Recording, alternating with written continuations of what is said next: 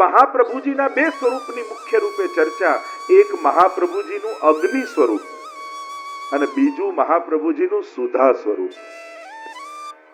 એક વિપ્રયોગાત્મક અને એક સંયોગાત્મક. આ ઉભય સ્વરૂપે પ્રભુની પ્રાપ્તિ જ્યારે થાય ત્યારે પૂર્ણ સ્વરૂપની પ્રાપ્તિ થઈ કહેવાય. અને એટલા માટે ઠાકોરજી રાસમાં સંયોગાત્મક અને વિપ્રયોગાત્મક આમ બંને સ્વરૂપે ગોપીઓને પ્રાપ્ત થાય. શૃંગાર રસ દ્વિદલાત્મક છે. જેમ ચણાની બે ફાંક હોય ને એને દ્વિદલ કહેવાય, એમ જ પ્રભુ દ્વિદલાત્મક છે. અને આ રીતે રાસમાં પ્રભુ સંપૂર્ણ સ્વરૂપે ગોપીઓને પ્રાપ્ત થયા. શ્રી વલ્લભ વગર આપણે કહીએ ને પુષ્ટિ માર્ગ એમના વગર ફલિત નથી. કારણ એ વેણુમાંથી નીકળેલી સુધા એનું મુખ્ય સ્વરૂપ, એનું જ સ્વરૂપ શ્રી મહાપ્રભુજીનું છે. અને એટલે ऐसी बंसी बाजी बन घन में व्याप रही धुनी महामुनिन की समाधि लागी. મહાપ્રભુની વધાઈ ગાઈએ. સો અબ લક્ષ્મણ ભટ્ટ દ્વાર. એ જ સુધા હવે લક્ષ્મણ ભટ્ટજીના ઘરે પ્રગટ થઈ. મહાપ્રભુજીના ગુણગાન સાંભળીએ તો આપણને એ ગાવાની ઈચ્છા થઈ જાય. અને એટલા માટે સપ્તશ્લોકીમાં પણ પ્રારંભમાં જ્યારે ગુસાઈજી વર્ણન કરતા હોય તો સંક્ષિપ્તમાં જો એનો વિસ્તાર નથી કરતો, પણ વિપ્રયોગાત્મક અગ્નિ સ્વરૂપ શ્રી વલ્લભ છે અને સંયોગાત્મક સુધા સ્વરૂપ પણ પ્રભુ છે. એની ચર્ચા જે રાસલીલામાં આવી. અને એટલે જ ગોપી ગીતના દ્વિતીય શ્લોક બાદ મહાપ્રભુજી કારિકા લખતા આજ્ઞા કરે છે, અંતસ્થિતો રસપુષ્ટો બહિશ્ચેન્ન વિનિર્ગત તદા પૂર્ણો નૈ ભવેત ઇતિ વાગ નિર્ગમસ્તથા. અદ્ભુત વાત કરતા શ્રી મહાપ્રભુજી આજ્ઞા કરે છે કે અંતઃકરણમાં પ્રગટેલો રસ જ્યાં સુધી વાણી દ્વારા નિશ્રિત ન થઈ જાય ત્યાં સુધી રસ અધૂરો છે. આપણે ભલે એમ કહેતા હોઈએ કે પ્રેમ પ્રગટ નહીં કરવો, ભાવ પ્રગટ નહીં કરવો, પ્રગટ કિયે રસ જાય વાત કરતા હોઈએ, પણ પ્રગટ ન થઈ જાય ત્યાં સુધી અધૂરો છે. પ્રગટ કરવો નહીં પણ પ્રગટ થવું એ રસનો સ્વભાવ છે. આનંદ રસ કૃષ્ણ આ પ્રગટ્યા વગર રહે છે. એનો સ્વભાવ જ છે. એ પ્રેમ રૂપ પ્રભુ હોય, રસરૂપ પ્રભુ હોય, આનંદ રૂપ પ્રભુ હોય કે કૃષ્ણ રૂપ પ્રભુ હોય, પ્રગટ થવો એનો સ્વભાવ છે. તમે દુઃખને છુપાવી લો પણ આનંદને નહીં છુપાવી શકો. એ સહજમાં પ્રગટે છે. તમે પ્રેમને છુપાવવાનો કોઈ ઉપાય જ નથી. પ્રેમ छिपाया ना छिपे जागट प्रगट होए मुंह कछु बोले नहीं तो नैन देत हैं रोए. મુખથી બંધ કરી રાખો તો આંખોથી આંસુ બનીને છલકે. પણ પ્રગટ થવું એ પ્રેમનો સ્વભાવ છે. આ રસનો સ્વભાવ છે. વિભાવ અનુભાવ વ્યભિચારી ભાવ સંયોગાદ રસ નિષ્પત્તિ. આગો રસશાસ્ત્રનો પ્રકાર છે કે રસની નિષ્પત્તિ કઈ રીતે થાય અને એની પ્રાપ્તિ ભક્તને કેમ થાય. વેદમાં બંને માર્ગ છે. જ્ઞાન માર્ગમાં સત્યમ જ્ઞાન અનંતમ બ્રહ્મ એ જ્ઞાન રૂપ પરમાત્માને પામવાનો પ્રકાર, અને પુષ્ટિ માર્ગમાં પુષ્ટિ ભક્તિમાં રસો વૈસહ એ રસરૂપ પરમાત્માને પામવાનો પ્રકાર. આ બંનેનો પ્રકાર શાસ્ત્રોએ બતાવ્યો છે. અહીંયા મહાપ્રભુજી આજ્ઞા કરે છે કે રસ પ્રગટ ન થઈ જાય ત્યાં સુધી અધૂરો છે. જ્યાં સુધી તમારા કંટ્રોલમાં ભાવ છે ત્યાં સુધી ભાવ અધૂરો છે. અને જ્યારે ભાવના કંટ્રોલમાં તમે આવી જાઓ ત્યારે એ પરિપૂર્ણ થાય છે. અહીંયા ગોપીઓ હૃદયમાં જાગેલા ભગવદ વિરહના ભાવને શબ્દોના માધ્યમથી પ્રગટ કરી રહી છે. આ વિરહનું શબ્દાત્મક પ્રાગટ્ય છે એ ગોપી ગીત છે. જે ગોપીઓના અંતઃકરણમાં વિરહ, કારણ કે અનુભવ અને અભિવ્યક્તિ બધા એક સાથે ન કરી શકે, બહુ દુર્લભ છે. ઘણાને અનુભવ થાય પણ એને અભિવ્યક્તિ ન ફાવે, ઘણા અભિવ્યક્ત કરતા હોય પણ એને અનુભવ ન હોય.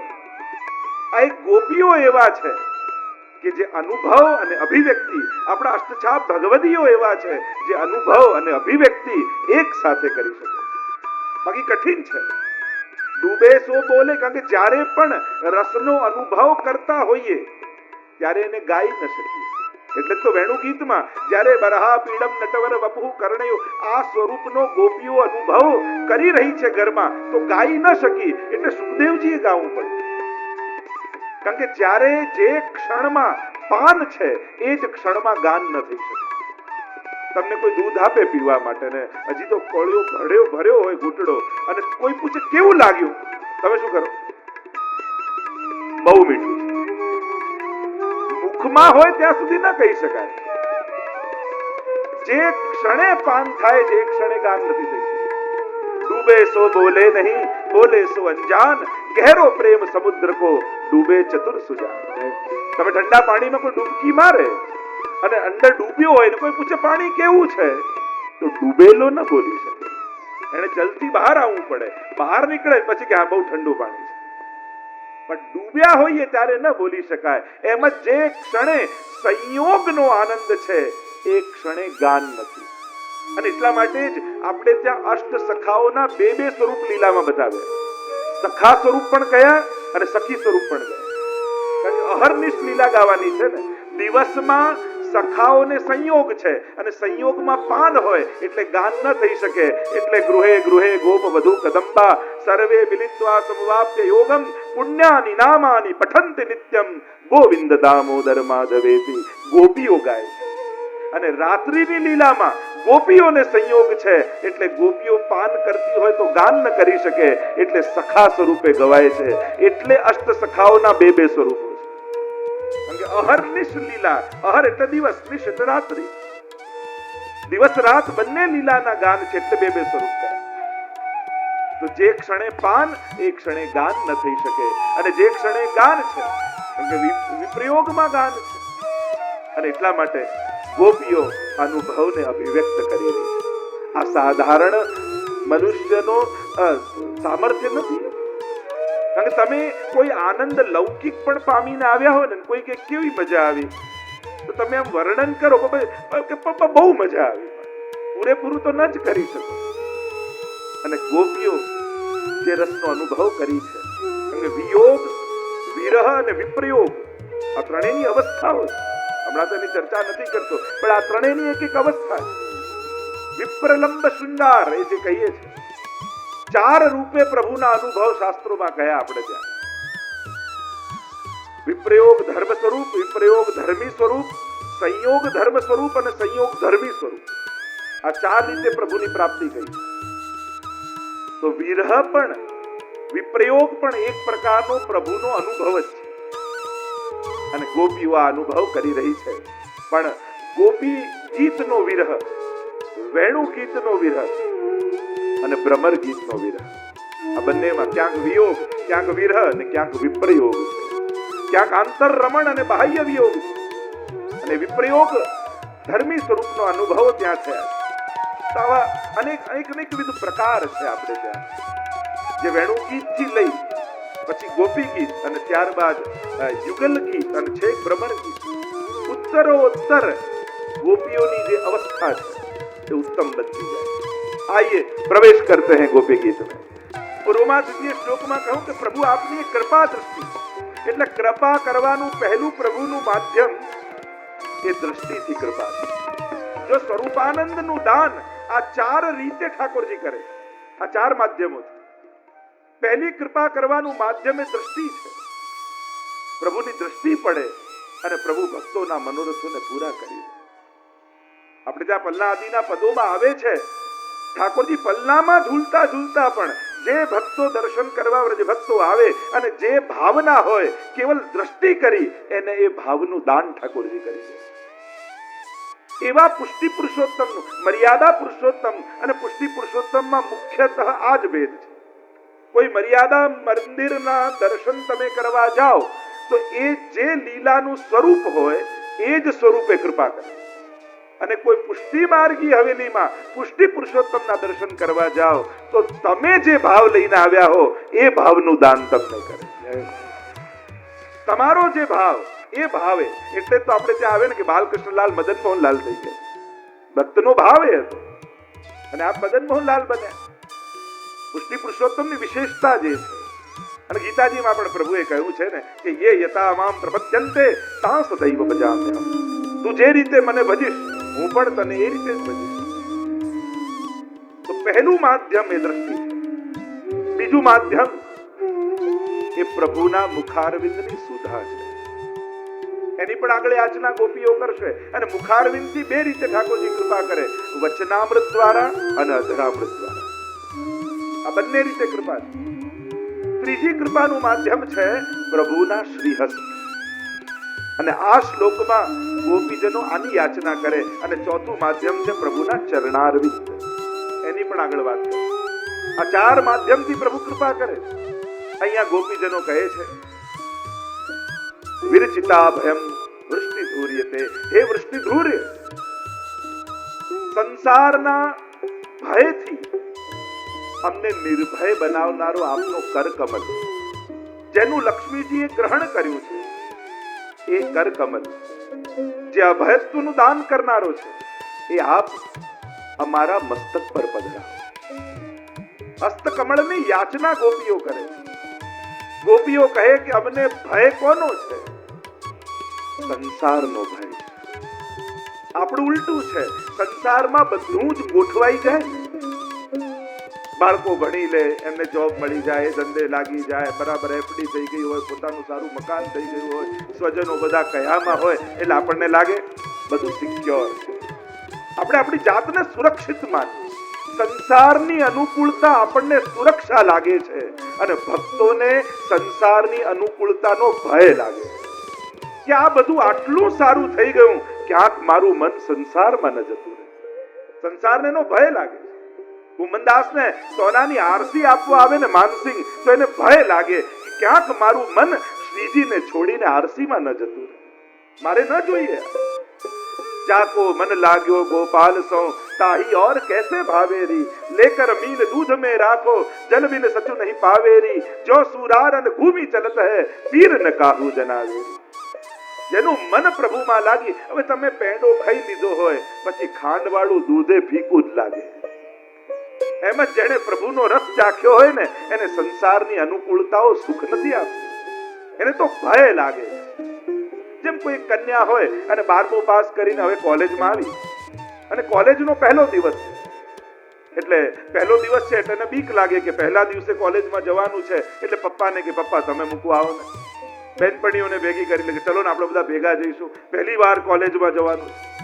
અને બધા ભેગા હોય તો એને સુરક્ષા લાગે. પણ એ જ કોલેજમાં ભણતા ભણતા 1 વર્ષ પછી એ જ કન્યાને કોઈની જોડે પ્રેમ થઈ જાય અને પ્રેમ થઈ ગયો એટલે હવે એને શું થાય? આજે પપ્પા ભેગા ના આવે તો સારું, આજે બેનપણીઓ ભેગી ના આવે તો સારું. જે લોકો સુરક્ષા લાગતા હતા એ જ હવે બંધન લાગવા માંડ્યા, કારણ કે એને પ્રેમ થઈ ગયો છે.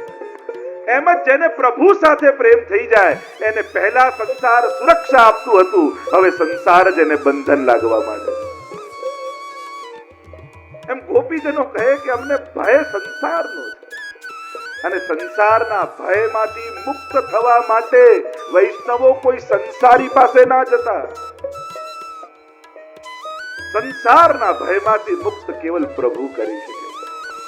પ્રભુ પાસે જજો, વલ્લભ પાસે જજો.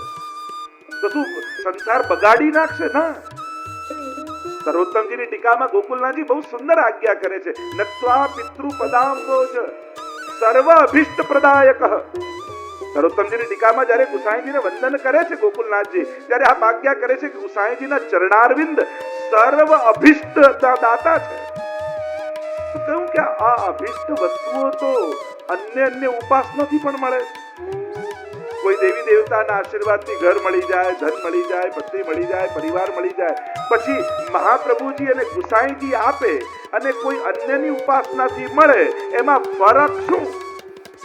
સાહેબે સમજાવતા સુંદર વાત કહેતા કહ્યું, ફરક એ છે કે અન્ય લોકો જે સંસારી વસ્તુ આપે ને એ સંસાર વધારનારી હોય છે, પણ મહાપ્રભુજી ને ગુસાઈજી કોઈ સાંસારિક વસ્તુ આપે તો એ અલૌકિક સાધનારી હોય છે.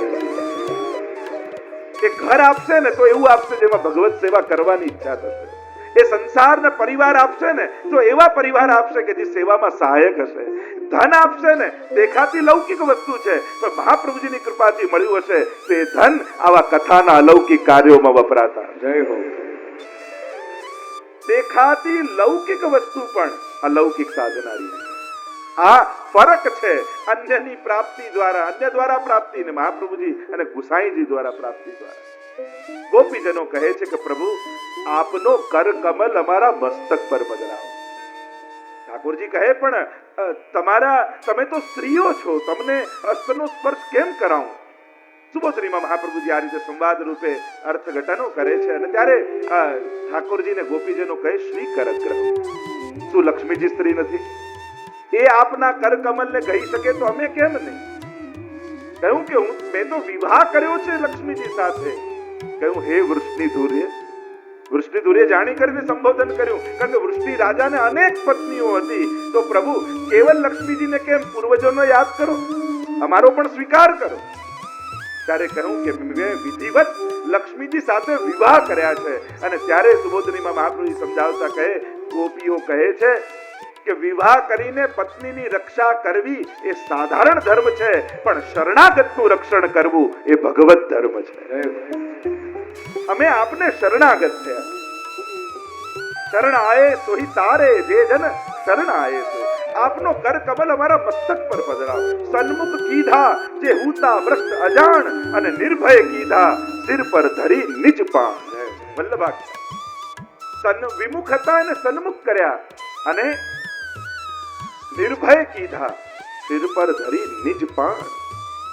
ઠાકોરજી જેના માથે હાથ પધરાવી દે તો નિર્ભય થઈ જાય. એને પછી કોઈનો ભય રહેતો. ભક્તોને ભય કોનો છે? એક જ વસ્તુનો ભય છે કે ક્યાંક પ્રભુ અમે આપને ભૂલી ન જઈએ. આપની વિસ્મૃતિથી અધિક દુઃખ અમારા જીવનમાં બીજું કોઈ નથી.